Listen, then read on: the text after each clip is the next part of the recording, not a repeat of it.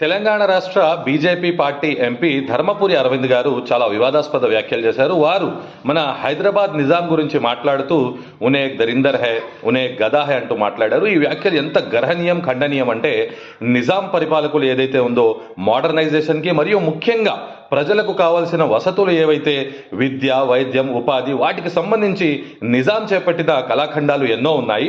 అయితే ప్రస్తుతం ధర్మపురి అరవింద్ గారు చేసిన వివాదాస్పద వ్యాఖ్యలు ఒకసారి చూద్దాం.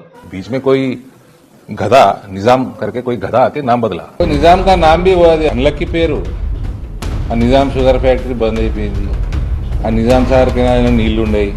ఈ పట్టణ వ్యవస్థ అటనే ఉన్నది. ఆ డ్రైనేజ్ ఎన్నడైతే ఈ పేరు మారిస్తే శని పోతుంది అన్న. అయితే మీరు గమనించారు, బీజేపీ పార్టీ ప్రాంతాల పేర్లు మార్చడం లేదా వాడలు, ఊర్లో పేర్లు మార్చడం, అభివృద్ధి చేయండి అంటే ఆ రామ్ నగర్, ఈ సీతానగర్, ఆ మొహమ్మద్ నగర్, అక్బర్ నగర్ అంటూ చెప్పడం ఇదేం కొత్త కాదు.